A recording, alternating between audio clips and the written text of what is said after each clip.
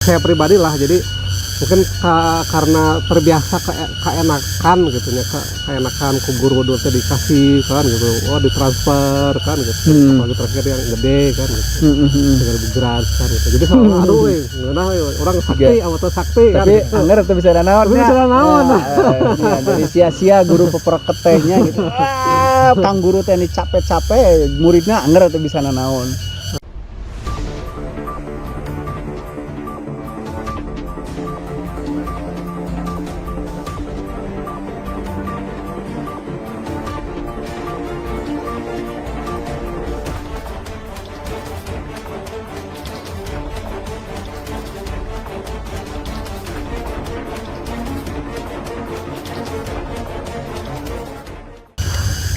Ya sampurasun, kita di sini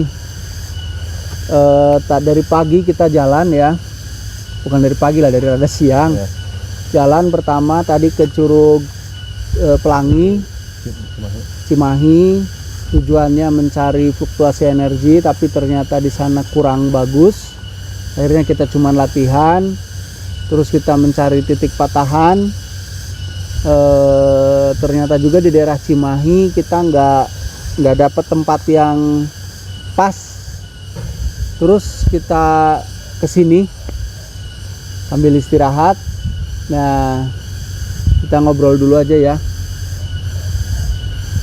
Saya mau jelasin sedikit tentang apa sih kegiatan membantu sesar Lembang. Jadi gini, patahan Lembang itu sepanjang 28 kilometer ya, dan itu akan terus dia naik ke permukaan karena pengaruh rotasi bumi dan pemuaian bumi lah, sebut aja gitu. Nah, ini harus dijaga supaya tidak terjadi bahaya paling utama ya patah gitu, patahannya yang dikhawatirkan menimbulkan goncangan yang kuat atau gempa.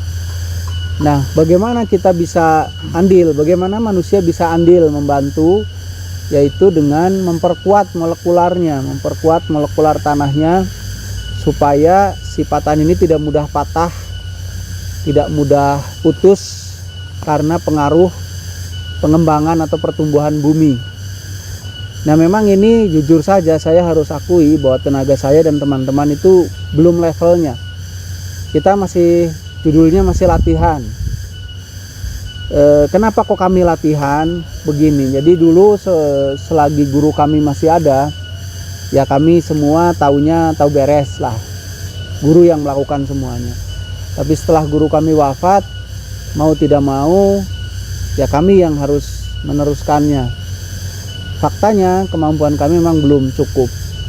Jadi ya judulnya sekarang kami baru belajar. Nah, dalam proses belajar itu juga saya terutama dan teman-teman mencoba belajar untuk mencari tambahan-tambahan energi dalam bentuk gelombang elektromagnetik yang biasanya ada di tempat-tempat tertentu. Mungkin di daerah yang ada dorpalnya mungkin, atau curug-curug atau apalah. Nah, itu kita cari dan kita ambil seperlunya, kemudian kita pakai lagi untuk mencoba memperkuat molekular tanah di daerah patahan. Seperti halnya hari ini kita kukelilingan dan memang untuk hasil belum ya, nggak apa-apa ya, beginilah. Kalau nyari ya begini, nggak apa-apa, tapi ini proses belajar bagaimana radar kami harus lebih kuat, lebih akurat gitu, dan seterusnya.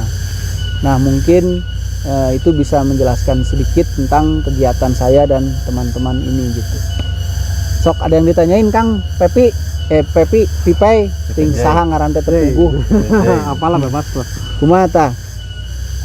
Tentang apa ya? Apa aja lah. Bisi naon sih, saya pruk-prukan pipilueun gitu. Oh iya benar. Paling saya mau nanyain perihal blending lah gitu ya. Kan guru kita mengajarkan atau mengajarkan lah tentang bahwa keras ngomongnya biar masuk. Saya mau bertanya perihal blending. Kan guru kita mengajarkan untuk selalu blending dengan alam kan gitu. Nah, dengan gerakan dan nafas tertentu lah gitu. Cuman memang saya sendiri masih kesulitan lah gitu untuk memahami blending secara dalam itu seperti apa sih ya, karena sejauh ini ya masih meraba-raba kan, bahkan ketika mencari gerakan pun ya masih ya meraba-raba ini bener nggak sih gerakannya ke sini ya, akhirnya kita fokus pada gerakan gitu dan blending secara ya yang benarnya itu sendiri ya masih belum terpahami gitu ya, paling itu saya. Oke. Kalau Saya tidak akan menggunakan istilah blending lah ya, karena itu bahasa Inggris. Saya lebih suka menggunakan bahasa menyatu gitu. Memang begini, kita sebagai manusia yang tinggal di sebuah planet bumi namanya katanya, mau tidak mau kita harus menyatu dengan planet ini. Dalam arti begini, kita harus pertama gitu ya, kita harus punya koneksi, kemudian kita harus menyatu. Tujuannya adalah supaya kita bisa mendapat informasi-informasi tentang apa sih yang ada di planet ini, bagusnya bagaimana, yang disebut rusak bagaimana, dan cara memperbaiki bagaimana. Nah, tapi apakah itu menyatu? Nah gitu ya, menyatu kalau versi saya adalah dimana kita, kalau menyatu itu kan dua objek berbeda yang disatukan. Kalau satu objek itu bukan menyatu namanya. Yang namanya menyatu itu dua objek yang berbeda kemudian disatukan. Itu menyatu. Jika ngejen jus lah gitu. Stroberi jeung gula dihijikeun jadi jus stroberi, atau stroberi jeung susu dihijikeun jadi jus stroberi gitu. Kan pakai blender ya. Pakai penyatu namanya blender gitu. Nah, satu manusia objeknya, yang kedua alamnya, tempat tinggalnya. Nah, bagaimana biar manusia dan alam ini bisa menjadi satu bagian, menjadi satu kesatuan? Ya tidak bisa ujug-ujug, tidak bisa, anggar tidak bisa, rek naon ge gitu, rek ngotot kumaha ge teu bisa. Harus ada tahapan-tahapannya menurut versi saya. Pertama, tahapan pertama adalah kita sebagai salah satu objek yang namanya manusia harus benar-benar memahami dirinya sendiri. Bagaimana sih tubuh ini, bagaimana sih manusia itu, gitu kan ya, yang katanya terdiri dari 3 unsur, ruh, nyawa, dan tubuh ya. Itu bagaimana sih cara kerjanya dan seterusnya. Seperti kita harus memahami kalau kita ingin bikin jus yang manis, kita harus mengerti dong karakter gula dan karakter stroberi misalkan. Biar manis dan asamnya pas itu harus bagaimana, kan harus mengerti karakter dua-duanya. Lamun stroberi loba ting jadi asem ting misalkan, kalau gulana ieu ting jadi kolek misalkan gitu kan, giung gitu. Jadi harus memahami karakter dua-duanya baru bisa memperhitungkan menyatukannya biar bagus itu bagaimana gitu. Sama, kita harus paham dulu, makanya guru kita selalu mengajarkan move in dulu. Ai move in teh kumaha? Move in itu bukan hanya ngajak ngobrol, hei tubuh, hei sirah, bukan begitu. Move in itu artinya betul-betul kita memperhatikan tubuh sehingga kita tahu satu-satunya fungsinya, cara kerjanya, sistemnya, sifat-sifatnya, dan seterusnya. Nggak ada cara lain kecuali kita memang harus sangat intens memperhatikan, mengamati, merasakan, menyadari keberadaan tubuh dan sistemnya dan seterusnya. Setelah kita paham cara kerjanya, sifat-sifatnya, dan seterusnya, kita baru merasakan objek kedua, mengenali objek kedua yang namanya alam. Kita juga harus kenali alam itu. Bagaimana sistemnya, bagaimana cara kerjanya, bagaimana ini itunya, kita kenalilah semua. Termasuk energi alamnya. Di tubuh manusia ada energi listriknya, ada gelombang elektronya. Nah, di alam ada apa? Itu pahami. Setelah paham dua-duanya, kita paham tubuh, kita juga paham dari sisi alamnya, baru kita coba bikin jembatan yang namanya koneksi. Jangan lupa dulu guru kita pernah ngomong di Naredia dulu ya. Kalau datang ke satu tempat coba bikin koneksi dengan menyebut hey, halo, punten atau naon lah segala rupana. Itu supaya kita terkoneksi. Jadi setelah kita paham tubuh dulu, baru kita coba konek dan paham alam, kita coba koneksi jeder. Setelah koneksi itu terjadi, nanti ada ciri-ciri koneksi terjadi, ada yang dirasakan lah gitu. Setelah koneksi terjadi, kita bisa tukar-tukaran informasi kan, yang namanya HP dicolokin ke laptop lah. Kalau udah nyolok kan ada tukar-tukar informasi, kita harus bagaimana dan seterusnya. Dari situ kita bisa melebur, baru tuh melebur bes. Kalau sudah melebur, apakah itu tujuan akhir? Bukan. Itu baru awal dari segalanya. Menyatu itu bukan tujuan akhir. Menyatu itu adalah pintu dari segalanya. Pintu gimana maksudnya? Gini, bukankah tugas kita ini katanya Khalifah fil Ard, yaitu mengurus planet ini dengan baik, ya kan? Nah, bagaimana, dari mana kita tahu bagaimana ngurusnya planet ini dengan baik? Ya kita harus cari info di kesemestaan, karena planet ini bagian kesemestaan. Nah, bagaimana kita dapat info dari kesemestaan? Ya dengan menyatu itu. Dengan menyatu, sudah ada koneksi menyatu, kita dapat tuker-tukeran info. Kita jadi tahu, oh ini begini, oh ini begitu, rumusnya ini begini, sunatullahnya begini, hukum alamnya begini, dan seterusnya. Dan bermodal itu kita bisa jadi tahu, oh berarti bumi kalau begini nggak cocok nih dengan kemestiannya, berarti ini dalam kondisi tidak baik-baik saja, kudu dikumahakeun, harus dibagaimanain supaya bumi kembali ke kondisi sesuai dengan keniscayaannya. Kan seperti itu. Tahu dari mana itu? Dari kesemestaan. Bagaimana tahu? Ya kalau kita sudah menyatu. Jadi tujuan menyatu adalah kita mengetahui kondisi planet kita dan harus bagaimana kita memperlakukannya. Kalau memang ada kerusakan, gimana cara memperbaikinya? Kalau memang sudah bagus, kumaha ngajagana. Itu tujuan blending. Jadi blending bukan akhir, bukan tujuan. Maaf, bukan blending. Menyatu itu, maaf. Menyatu itu bukan tujuan. Menyatu itu adalah awal, pintu dari tugas kita. Tapi kalau menurut saya jangan lupa tahapannya, biar nggak rasain. Pahami diri dulu. Memang diri itu ada gelombang elektromagnetiknya. Silahkan dideteksi dengan cara dirasakan gitu ya. Gelombang elektromagnetik kita dirasakan pergerakannya dan seterusnya untuk memahami karakter si energi itu, si energi kita itu, si gelombang elektro atau aura itu, sehingga nanti mudah-mudahan kita tahu, oh karakternya energi kita begini, sedangkan energi alam begini. Nanti gimana ya ngeblendinnya gitu loh, gimana ya membuat koneksinya. Nah itu gitu. Jadi terus yang namanya ngeblend itu kapan dong waktunya? Ya setiap saat. Kalau saya kecuali tidur lah, kalau tidur saya suka nggak sadar soalnya gitu. Setiap saat, setiap waktu, mau sambil kegiatan, nggak kegiatan, ya harus terus bisa terkoneksi dengan tempat hidupnya. Karena info-info atau kejadian-kejadian itu kan tidak mengenal waktu. Kapan saja bisa terjadi, kapan saja bisa ada situasi yang mungkin tidak umum. Nah di situ kita harus bisa menangkapnya. Jadi saya termasuk yang kurang sependapat kalau kita menyatu ada waktunya. Menyatu 12 menit, udah, saya tidak sepakat.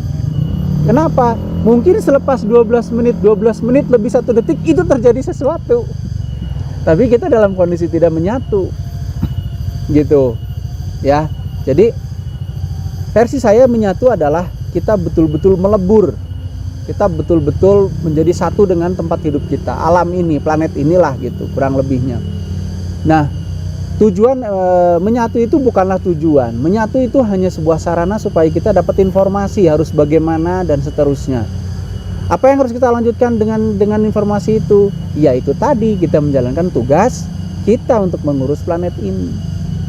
Jadi kalau ditanya Kang, ada kan Kang Diki kan dulu ngajarin begini yang merasakan energi. Ya bagus, deteksi saja energi sendiri dalam rangka kita mengenali energi kita dengan baik. Tapi itu belum menyatu menurut saya. Itu baru awal sarana untuk kita bisa menyatu. Seperti tadi, setelah kita kenal tubuh kita, kenal energi kita, karakternya dan seterusnya, kita selanjutnya adalah mengenali energi alam, mengenali alamnya. Nanti kita bisa tahu bagaimana cara ngeblendinnya. Setelah ngeblend, kita bisa tuker-tukeran info tuh, tahu ini itu, tahu ini itu. Nah, dari info-info itulah kita bisa mendeteksi apakah planet kita dalam kondisi oke-oke aja atau tidak oke-oke aja. Kalau seandainya tidak oke-oke aja harus bagaimana? Kalau oke-oke aja harus bagaimana? Nah, akhirnya harapannya kalau manusia bisa terus terkoneksi, terhubung, menyatu dengan tempat hidupnya dimanapun dia berada, dia jadi waspada kepada tempat hidupnya itu.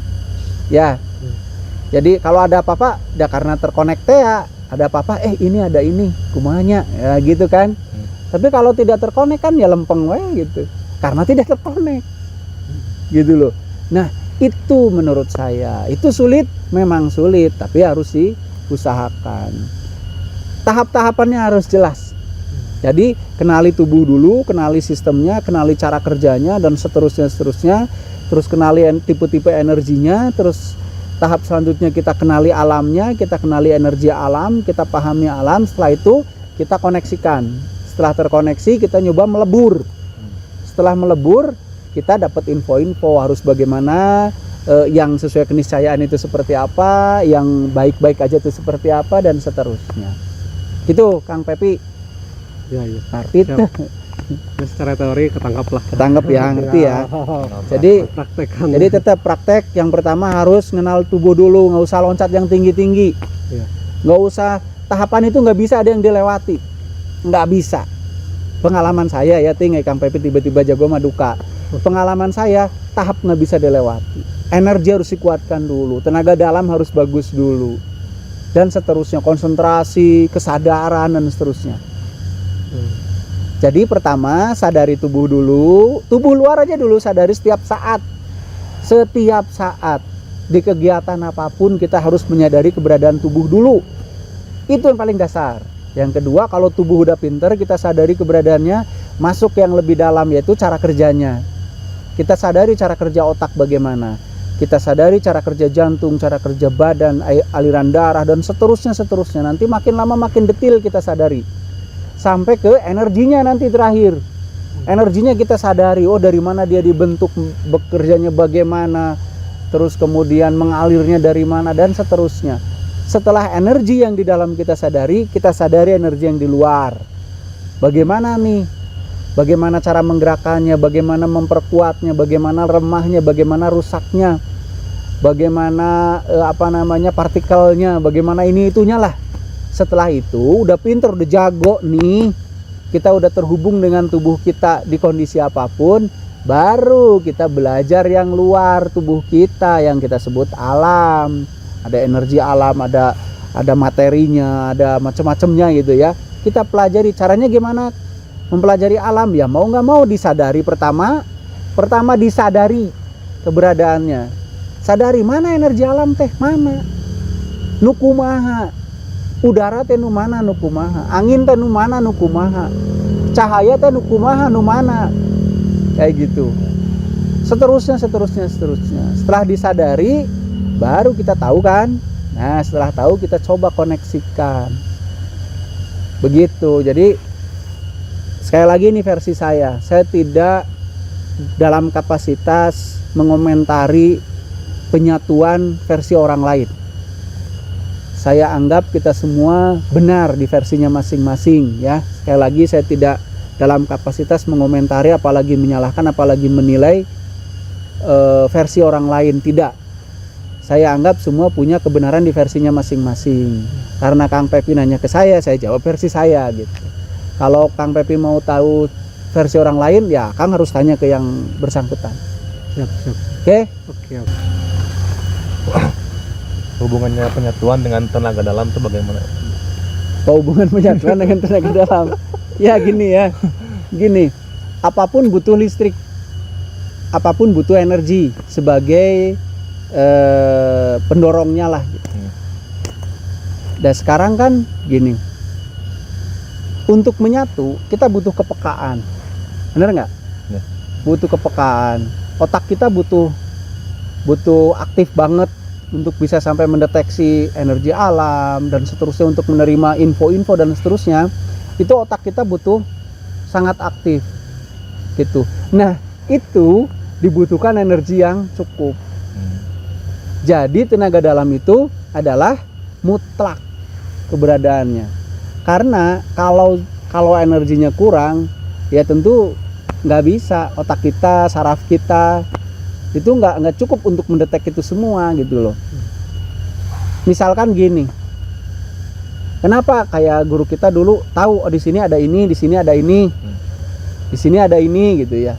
Itu kan pasti hasil deteksi kan, mendeteksi itu artinya kan merasakan sesuatu yang mungkin berbeda dari tempat lain. Nah, untuk merasakan itu kan kita harus bisa mendeteksi mungkin energinya di tempat itu, gelombang elektromagnetik di tempat itu dan seterusnya. Nah, kalau otak kita atau saraf kita lempeng-lempeng aja kan ya kumaha rek ngedeteksi kan gitu. Kasarna geus ketabrakku, kebo kayak masih lempeng we gitu geningan. Nah, untuk mengaktifkan sel otak, untuk mempersensitif saraf, untuk supaya otak kita bisa membaca sinyal-sinyal, membaca mungkin nanti bentuknya simbol-simbol dan seterusnya, itu sangat butuh energi. Dan energi itu yang disebut tenaga dalam. Tenaga dalam bermakna listrik ya, bukan yang lempar-lemparin orang, bukan. Nah, jadi kalau versi saya ya mau tidak mau, paling basic ya listriknya harus kuat gitu. Tanpa itu ya rarasaeun gitu cek urang mah.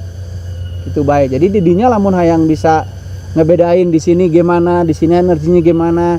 Ya sekarang bisa ada ukuran HP. Tapi kalau HP parem kumaha kan gitu kan. Jadi ya Anda harus bagus dulu badannya.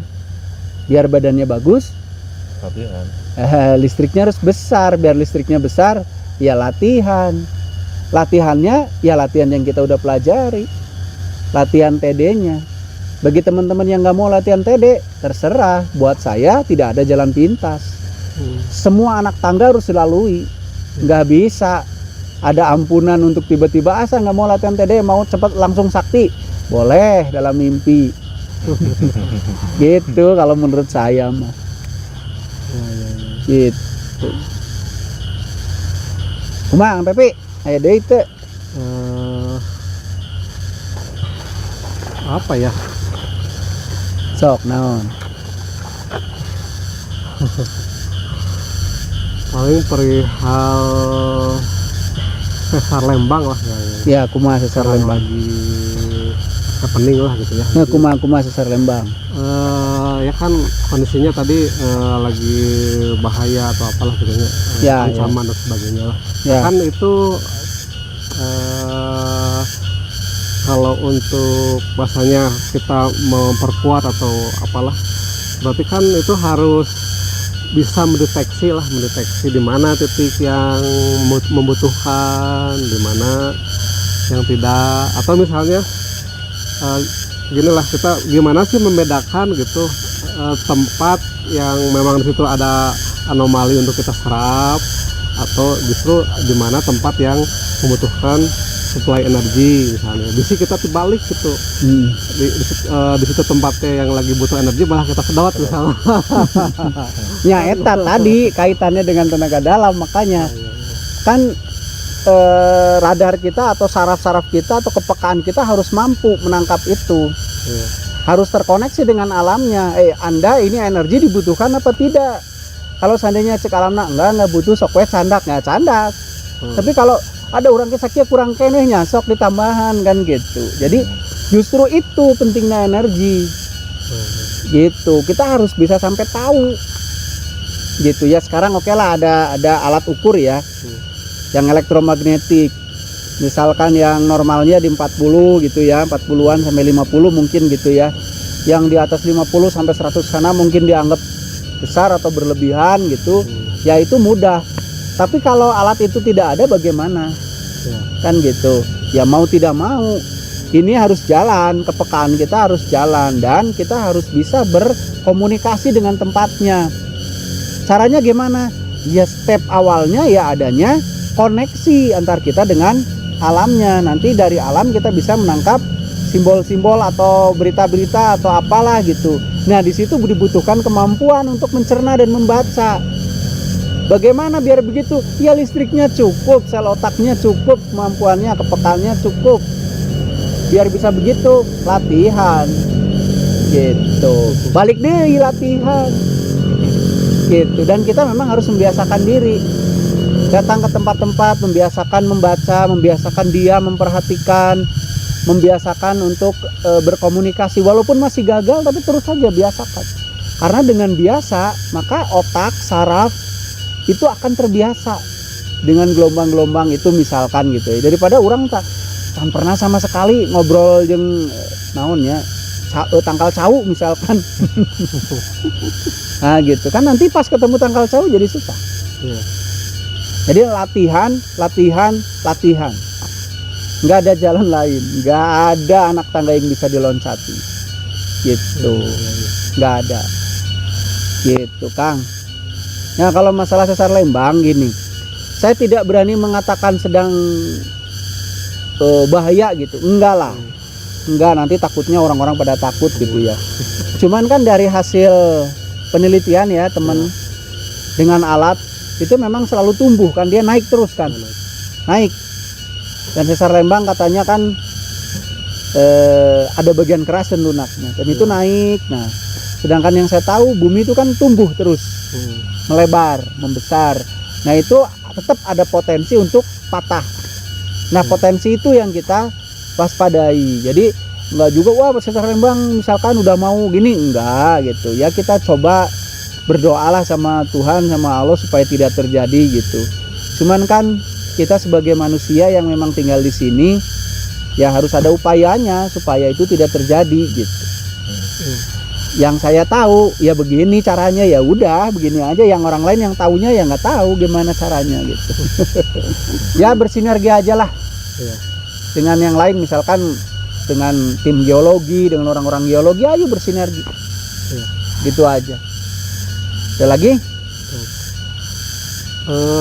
Paling saya satu lagi perihal ya mungkin ya saya pribadi lah, jadi mungkin karena terbiasa keenakan gitu ya, keenakan ku guru dulu teh dikasih kan gitu, ditransfer kan gitu, apalagi terakhir yang gede kan gitu, dengan begeran kan gitu, jadi soalnya aduh orang sakti atau sakti kan, tapi anggar tuh bisa naon, jadi sia-sia guru peperketenya gitu. Kang guru teh capek-capek, muridnya anggar tuh bisa naon. Itu ini kan kumaha ada tuh mendobrak hal itu tuh gitu. Latihan. Metafisik punten bisa segala hormat mungkin teman-teman yang beda pendapat sama saya, tapi metafisik itu sangat tergantung tubuhnya. Kalau tubuhnya siap, metafisik bisa dipakai. Kalau tubuhnya nggak siap, metafisik seolah-olah belum bisa dipakai. Misal contoh, software ngimplang ya, jadi bere anger paraweknya termasuk saya gitu kan. Software lari cepat, software naon lah, banyak sekali software zaman dulu gitu. Mana anu bisa? Termasuk saya gemerin teu bisa. Kenapa? Kang Diki mengingatkan ya, karena ininya belum cukup, tubuhnya belum cukup. Ibaratna mah kieu lah, laptop jadul dibere software ayeuna. Ya anggar itu bisa dijalankan gitu kan. Nah gitu. Jadi mau tidak mau badan dulu yang harus dikuatin, yang harus dibagusin. Nanti metafisik itu pendukung lah gitu. Gitu. Jadi kalau ngomongin badan ya dua, TD dan tubuh, TD dan otot harus dikuatin. Mau tidak mau itu mah gitu. Sekali lagi bahasa saya, tidak ada anak tangga yang bisa dilompati, nggak bisa, semua harus dikuasai. Gitu. Begitu bos. Siap. Nah, orang latihan guys bubar gitu. Jadi gitu sekali lagi ya, saya ulangi, kita begini-beginian bukan berarti kita mampu mengurus sesar lembang, tidak, ampun paralun. Justru kita belajar karena memang situasi memaksa kita untuk belajar, karena guru kita sudah ya mungkin beliau sudah mendahului kita gitu ya sudah buktiin bahwa guru kita tidak sia-sia ngajarin kita kan gitu. Kalau kita masih mengharap-harap guru terus, ngerepotkan pun guru atuh gernaon sia teh diajar mang tahun-tahun kan gitu meureun mun urang boga murid kitu ge IC ya gitu kan. Praktekkeun ayeuna, sekarang waktunya kita praktek apa yang sudah kita pelajari, apa yang sudah didapat dari guru. Sekarang waktunya praktek. Belum bisa Kang, nya ayeuna latihan juga abi kieu dadaekan ku kulantang kulinting nah ngan duit henteu. Kan gitu kan. Belajar ini waktunya kita melatih ilmu-ilmu yang sudah diberikan oleh guru. Jangan terus saja pengen ngerepotin guru. Atuh naon ngaranna gitu. Gitu menurut saya begitu. Sekarang waktunya yuk kita tunjukin bahwa kita belajar dari orang yang hebat, yaitu guru kita. Tunjukin mana hasil belajar kanu hebatnya mana. Lamun ngan saukur nungguan mah atuh nu teu diajar ge sami atuh leres teh. Nya gitu. Hayo atuh tong lieur. Gitu. Terus Mundi. Sesuai gitu. Oke, sudah ya. Guys. Ya, lagi saya dan teman-teman itu tidak bisa atau belum bisa. Untuk itu kami latihan, kami berlatih merasakan, kami berlatih terkoneksi, kami berlatih mencoba mengerti apa yang harus kami lakukan. Kami setelah tahu sedikit informasi coba praktekkan, gagal, coba lagi, gagal, coba lagi. Seperti hari ini, saya dapat info untuk datang ke sini, ternyata energinya tidak terlalu besar. Ya akhirnya memang nyocai, alhamdulillah latihan. Dan seterusnya. Jadi pada teman-teman saya yang satu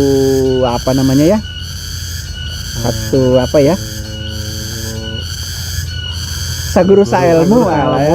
Ayo waktunya menurut saya sekarang kita menjawab kepercayaan guru kita, memberikan pengetahuan sama kita. Yuk kita buat bangga guru kita. Yuk kita buat guru kita kehadirannya tidak sia-sia di sini. Caranya bagaimana? Kan belum bisa. Ya belajar. Ayo kita buat guru kita bangga dengan tekad dan semangat kita mempelajari ilmu-ilmu dari dia. Jangan lagi menjadi orang yang menunggu, berharap dia terus ada, berharap guru kita terus action, berharap guru kita terus melindungi kita, berharap guru kita terus ngebantuan kita. Saya pikir itu terlalu kekanak-kanakan gitu. Jadi kalau kita memang belum bisa, ya saya apalagi, teman-teman saya apalagi, karena kita belum bisa belajar. Itu mungkin itu aja dari saya.